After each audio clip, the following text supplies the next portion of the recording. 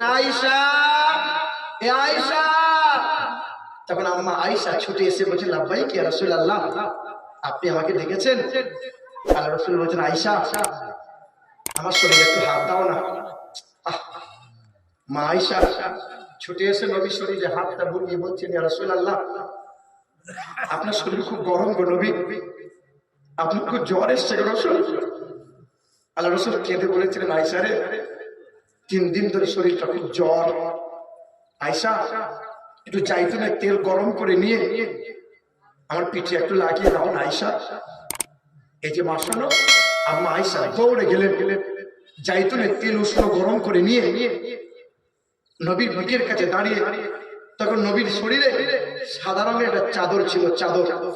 আম্মা আয়েশা বলছেন, ইয়া রাসূলুল্লাহ, আপনার চাদরটা একটু তুলে ধরেন, আমি আপনার পিঠে একটু তেল লাগাইয়ে দিই।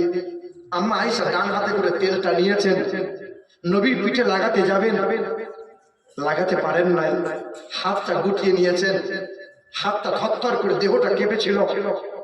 আম্মা আয়েশা চোখের পানিটা কোন দিয়ে গড়িয়ে গেছে, নবীর কানের কাছে কেঁদে কেঁদে কাতর কণ্ঠে আমার রাসূলকে বলছেন, আল্লাহ রাসূল, আপনার ছোটবেলায় পক্স হয়েছিল বলেন, আপনার ছোটবেলায় খুব বসন্ত হয়েছিল বলেন, আমি আপনার সাথে কতদিন সংসার করছি নবী, আপনার পিঠ আমি কোনোদিন দেখি নাই, আমি আজকে আপনার পিঠটা দেখলাম, আপনার পিঠে অনেক ঘা হয়েছিল বলেন, গোটা পিঠ মায়ে গর্ত গর্ত, ঘায়ের দাগ কেমনে হলো গো নবী?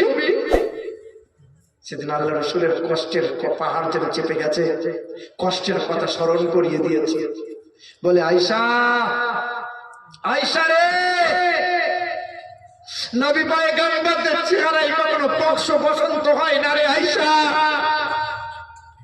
আল্লাহ রাসূল, আপনার শরীরে ফোড়া হয়েছিল, আপনার শরীরে ঘা হয়েছিল, আপনার দেহগুলো দাগ দাগ গর্ত গর্ত কেমনে হলো? নবীজি আয়েশার হাতটা ধরে সামনে নিয়ে বলেছিলেন, আয়েশা, তুমি শোনো নাই, 10 বছর আগে এই কোরআনের বাণীটা নিয়ে গিয়েছিলাম, তায়েফবাসীর সামনে বলেছিলাম, লা ইলাহা ইল্লাল্লাহ আনা রাসূলুল্লাহ, তোমরা এক আল্লাহকে মেনে নাও, আমি রাসূলকে স্বীকার করে নাও। জানো আয়েশা, তায়েফের নিষ্ঠুর বেঈমানরা বলেছিল, মুহাম্মদ শিশুকালে হালিমার করে লালিত পালিত হলে আর বড় হয়ে তায়েফ শহরে নিজেকে নবী বলে প্রচার করতে এলে, মুহাম্মদ এখান থেকে বেরিয়ে যাও, মরে গেলে মাটি দেওয়ার লোক পাবে না। সেদিন বেঈমানরা এমন করে মেরেছিল, সাদা রঙের জুব্বা মোবারকটা ছিঁড়ে চামড়া ফেটে মাংসের মধ্যে পাথরগুলো গেঁথে গেঁথে গিয়েছিল। আল্লাহ রাসূল বলে, আয়েশা, 10 বছর আগে মানুষরা আমাকে মেরেছিল, 10 বছরে কত মানুষ গুজরে গেল, কত সময় পার হয়ে গেল। আয়েশা রে, তোমার নবীর দেহের দাগগুলো এখনো মুছে যায়নি আয়েশা, কাল যখন হাসরের ময়দান হবে, কাল দেহের দাগগুলো থাকবে।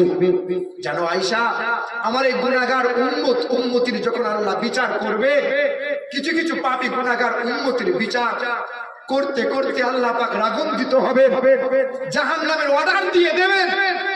সেদিন আমি রাসূল মহান মালিকের সামনে ছুটে গিয়ে আমার পিঠটা দেখাবো। আল্লাহ পাক বলবেন, হাবিব কি দেখাইলেন?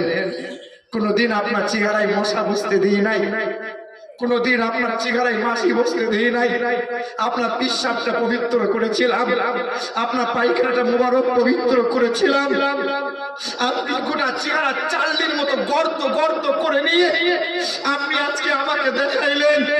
হাবিব কি চাইছেন বলেন? আপনি প্রতিশোধ চান তো প্রতিশোধ নেন। আল্লাহ রাসূল বলবেন, আল্লাহ কোনদিন প্রতিশোধ চাই নাই, কোনদিন কারো বিরুদ্ধে মামলা করি নাই, কারো বিরুদ্ধে বদদোয়াও করি নাই, আজ তোমার কাছে কারোর কাছে প্রতিশোধ আমি চাই না। আল্লাহ, আমার উম্মত বড় দুর্বল, আমার উম্মত বড় গুনাহগার, আমার উম্মত বড় পাপী, আমার উম্মতকে জাহান্নামে দিও না মালিক, আমার উম্মতকে জাহান্নামে দিও না। আল্লাহ বলবেন, হাবিব জীবন ভর এই উম্মতের জন্য কাঁদলেন, আজ আপনি এই উম্মতের জন্য কেঁদে যাচ্ছেন। আপনি কি একবার আপনার উম্মতের আমল নামাটা দেখেছেন? কাঁদছেন তো উম্মতের জন্য। তখন আল্লাহ রাসূলকে আমলনামা দেখানো হবে। আল্লাহ রাসূল এই উম্মতের আমলনামাটা নিয়ে পাতা উল্টাবে, আর নবী কেঁদে আফসোস করে বলবে, হায় উম্মত, জীবন পেলে, বছর পেলে, মাস পেলে, দিন পেলে, রাত পেলে, আমার কথা কোনোদিন তোমার মনে হয়নি বলো? আমার প্রতি এতটুকু তোমার মায়া হয়নি বলো? জানো, আমি মক্কা থেকে মদিনায় চলে গিয়েছিলাম। মক্কা আমার পৈতৃক ভিটা ছিল, মক্কা আমার মাতৃভূমি ছিল, মক্কা আমার জন্ম ভিটা ছিল। কিন্তু মক্কার বেঈমানরা থাকতে দেয় নাই, মক্কার বেঈমানরা গলায় গামছা দিয়ে ফাঁস দিয়ে দিয়েছিল। কিন্তু উম্মত, এক মিনিটের জন্য তোমাকে ভুলে যাই নাই। মক্কা থেকে মদিনায় হিজরত করেছিলাম, 480 কিলোমিটার রাস্তা, 14 দিন পায়ে হেঁটে গিয়েছিলাম। এক মিনিটের জন্য উম্মত আমি তোমাকে ভুলে যাই নাই। জানো উম্মত, মদিনাতে গিয়েছিলাম, মক্কার বেঈমানরা মক্কা থেকে চক্রান্ত করেছিল, নবী মুহাম্মদের মাথা যে কেটে আনতে পারবে 200 উটের প্রতিযোগিতা লাগানো হবে। আমি উম্মত সেদিন তোমাকে ভুলে যাই নাই, দন্ত মোবারক শহীদ করেছিলাম। উম্মত তোমাকে আমি ভুলে যাই নাই। জানো উম্মত, মদিনা থেকে 3 দিন চলে গিয়েছিলাম, না খাওয়া, না পান করা, না আরাম ছিল। 3 দিন এক লাগার সিজদায় পড়ে তোমার জন্য শুধু বলেছিলাম, আল্লাহ আমার উম্মতকে তুমি রক্ষা করে নাও, আল্লাহ আমার উম্মতকে জাহান্নামে দিও না আল্লাহ। জানো উম্মত, বেঈমানরা গোটা পিঠটা মেরে চালনির মতো করে দিয়েছিল। উম্মত আমি তোমাকে ভুলে যাই নাই। এই মাথাটা বেঈমানরা 2 বার ফাটিয়ে দিয়েছিল, কিন্তু উম্মত আমি তোমাকে একদিন এক সময়ের জন্য ভুলে যাই নাই। আম্মা জান আয়েশা বলেন, 9 বিবির ঘরে 3 মাস উনুন জ্বলে নাই, কিন্তু প্রতিবার প্রতিক্ষণ আমরা দেখেছি নবীর মুখে বারবার একটাই শব্দ, আল্লাহ তুমি আমার উম্মতিকে রক্ষা করো, তুমি আমার উম্মতিকে বাঁচিয়ে নাও। আমরা সেই নবীর উম্মত, নবীর চোখের পানিটা মুছানোর জন্য মাত্র 1,000 টাকা চেয়েছিলাম। 5টা মানুষ নাম লিখিয়ে দিয়েছে। এখানে কোনো আল্লাহর বান্দা নাই, মুসাফির হালতে আছি। মরহুমাদের জন্য দোয়া করে দিয়ে যাব, বাপ মায়ের জন্য কেঁদে মালিকের দরবারে চোখের পানি পেলে দোয়া করে যাব। আল্লাহর কোনো বান্দি নাই এখানে, আমার কোনো বোন নাই যে ছুটে এসে বলবে একটা শাড়ির দাম চেয়েছিলেন 1,000 টাকা, দেবো ইনশাআল্লাহ। বলে বাপ মাকে ভালোবাসো, আরে পীর সাহেবের পায়ে চুমু খাও, পীর সাহেবের হাতে চুমু খাও, যেখানে মন চাইবে সেখানে চুমু খাও। একবার বাপের পায়ে চুমু খেয়ে দেখবি তো, বাপের পা নরম নয়, বাপের পা খসখসে হয়ে আছে, কারণ তোর জন্য রাত দিন মেহনত করে বাপের পায়ের চামড়া মোটা হয়ে গেছে। কোনদিন বাপের পায়ে তেল লাগিয়েছো, মায়ের পায়ে তেল লাগিয়েছো? পীর সাহেব এলে তো এখানে তেল ওখানে তেল দাও। এটা পীর সাহেবকে করতে মানা করি নাই, বাপ মাকে কদিন করেছো বলো? বাপ মায়ের দোয়াতে হক্কানি আলেম হয়, বাপ মায়ের দোয়াতে হক্কানি আলেম হয়, হাফেজ কোরআন হয়, বাপ মায়ের দোয়াতেই পীর হয়, আল্লাহর ওলি হয়। আবার বাপ মায়ের দোয়াতে কত সায়েন্সের ছাত্র ইংরেজিতে কথা বলে কিন্তু পাগল। মালদা জেলায় স্টেশন থেকে বেরিয়ে দেখছি এক শিক্ষিত ছেলে ইংরেজিতে কথা বলে। জিজ্ঞাসা করলাম, ভাই কি ব্যাপার? বলে ইংরেজিতে কথা বলে কেন জানো? এই ছেলে সায়েন্সের ছাত্র ছিল, জি হ্যাঁ, চাকরি পেয়েছিল, মাসে 60,000 টাকা বেতন ছিল। 3 মাস পরে নিজের মাকে লাথি মেরে বারান্দা থেকে ফেলে দিয়েছিল। মায়ের চোখের পানি যাবে কোথায়? বেটা শিক্ষিত হতে পারে কিন্তু ইংরেজিতে কথা বলবে, পাগল পাগল। মায়ের বদদুয়া নিও না। পৃথিবীর জমিনে সবার আগে বাপ মায়ের দোয়া লাও, বাপ মায়ের পায়ে তেল মালিশ করো, বাপ মায়ের পায়ে চুমা খাও। বেটা বাপ মা তো চলে গেছে, আরে বাপ মায়ের জন্য জান্নাতি যত হাওয়া পাই, জান্নাতি মেওয়া পাই, জান্নাতি পোশাক পাই, এইরকম কোন বাপ মায়ের নেক্সট সন্তান পারবে না। আরে কি ভাবছেন ধন সম্পদ নিয়ে কি কবরে যাবেন? ফিরাউন 400 বছর বেঁচে ছিল। ফিরাউন ভেবেছিল কোনোদিন আমি মরবো না। নমরুদ বলেছিল খোদাকে মার্ডার করে দেবো, রাখবো না। কি বলেছিল নমরুদ? শুনেছেন যে আল্লাহকে মার্ডার করে দেবো বলেছিল? শুনেছিলেন? 3 বছর ধরে একটা তীর ধনুক বানিয়েছিল, দিয়ে বলেছিল খোদাকে মার্ডার করবো। আজকে মরলে কালকে 2 দিন, পরের দিন কেউ কাঁদবে না। যাদের জন্য করলা কামাই তারা কেউ চিনবে না। চিনবে নাকি? আজকে মরলে কালকে 2 দিন, পরের দিন কেউ কাঁদবে না। যাদের জন্য করলা কামাই তারা কেউ চিনবে না।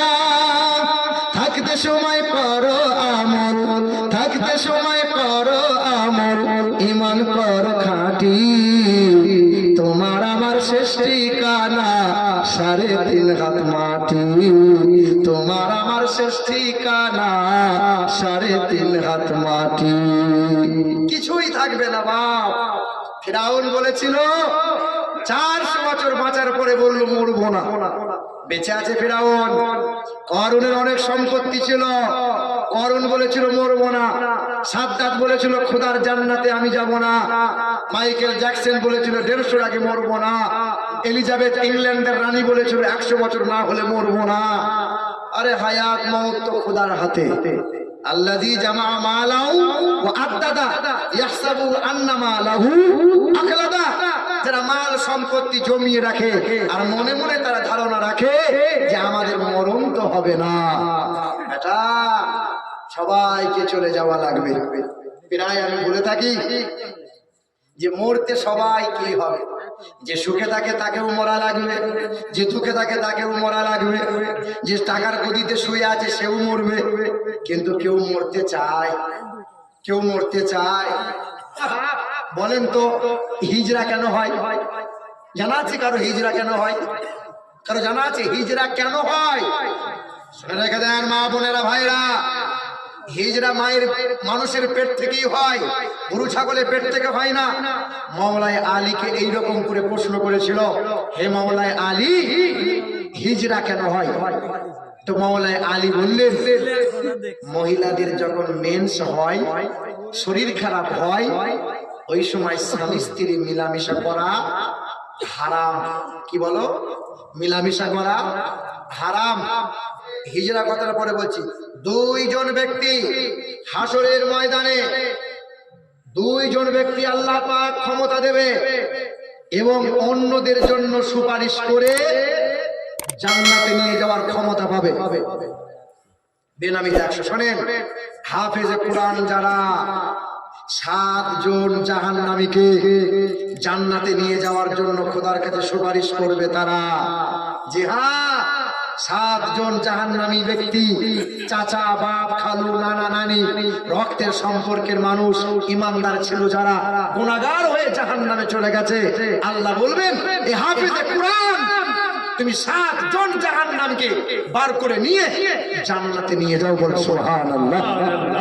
হ্যাঁ, আর ওই সমস্ত মা বাপ যাদের নাবালক বাচ্চা ইন্তেকাল হয়েছে, 1 বছর, 2 বছর, 8 বছর, 10 বছর, যদি কোনো বাচ্চা কারো ইন্তেকাল হয়ে যায়, জানো মা, ইব্রাহিম নবীর কাছে সেই বাচ্চা গেলেমান হয়ে এখনো খেলা করে, এখনো আদর পায়। মা বলে চিৎকার করে, আব্বা বলে চিৎকার করে, আর ইব্রাহিম নবী বাচ্চাটাকে কোলে তুলে নিয়ে আদর করে। হাসরের যখন ময়দান হবে, বিচার দিনে, সেদিন ওই বাচ্চা ছেলেটা ছুটে এসে মালিকের দরবারে কাঁদবে আর বলবে, আল্লাহ, জীবনে কোনোদিন মায়ের কোলে আদর পাই নাই, মায়ের কোলে স্তনে দুধ পান করার মতো সুযোগ পাই নাই। আল্লাহ, আজকে আমার মাকে দাও না। আল্লাহ বলবেন, যা, তুই তোর মাকে খুঁজে নে। সেদিন নাবালক ছোট্ট বাচ্চাটা ছুটে গিয়ে মায়ের আঁচলটা ধরে মাকে বলবে, মা। মা বলবে, খোকা কোথায় ছিলি রে বাপ? বলে, মা একবার আমাকে কোলে নাও না মা। শিশুকালে তোমার কোলে কোনোদিন আদর পাই নাই, একবার আমাকে কোলে নিয়ে বুকে আঁকড়ে ধরো না মা। একবার আমার কপালে চুমা দাও না। সেদিন আদরের মা ছুটে এসে বাচ্চাকে বুকে তুলে নেবে। মা, চলো না আমার সঙ্গে জান্নাতে চলো। কেন রে বাপ? আল্লাহ পাক অর্ডার দিয়ে দিয়েছে, যাদের নাবালক বাচ্চা ইন্তেকাল হয়েছে, বাচ্চা মাকে খুঁজে নিয়ে জান্নাতে নিয়ে যাক। চলো না মা। তুমি আমাকে জান্নাতে গিয়ে আদর করবে। মায়ের হাতটা ধরে নিয়ে যাবে। মা বলবে, খোকা তুই তোর আব্বার জন্য আমার পেটে এসেছিলি, তুই তোর আব্বাকে নিবি না, নিবি না? সেদিন বাচ্চাটা ছুটে গিয়ে আবার আব্বার হাতটা ধরে বলবে, আব্বা ও আব্বা, একবার আমাকে কাঁধে নাও না আব্বা, একবার আমাকে কোলে তুলে নাও না, কোনোদিন তো দুনিয়ায় তোমার কোলে শুতে পাই নাই। সেদিন আব্বা হাতটা ধরে, মায়ের হাতটা ধরে নাবালক শিশু বাচ্চা জান্নাতে নিয়ে যাবে। যাদের শিশু বাচ্চা নাবালক মারা গেছে, মন খারাপ করো না, মন খারাপ করো না, হতাশা হইও না, ইনশাআল্লাহ আল্লাহর দয়ায় ঈমানদার বাপ মা জান্নাতি হবে। জি এ মুসলমান শোনার টুকরো বন্ধুরা আমার, মওলাই আলীকে জিজ্ঞাসা করা হলো যে হিজরা হয় কেন? বলে মহিলাদের যখন মেন্স হয়, স্বামী স্ত্রী মিলামেশা করা হারাম। ওই সময় যদি কোনো পুরুষ মিলামেশা করে, শয়তান আশ্রয় নেয়, ওই মিলামেশায় যদি বাচ্চা এসে যায়, ওই বাচ্চা প্রতিবন্ধী হয়, না হয় বাচ্চা হিজরা হয়ে যায়। এবার শেষের বেলায় যে ওষুধটা তবু বলেছিলাম, সেটা হলো সুগারের ওষুধ। নেবেন? লাগবে না?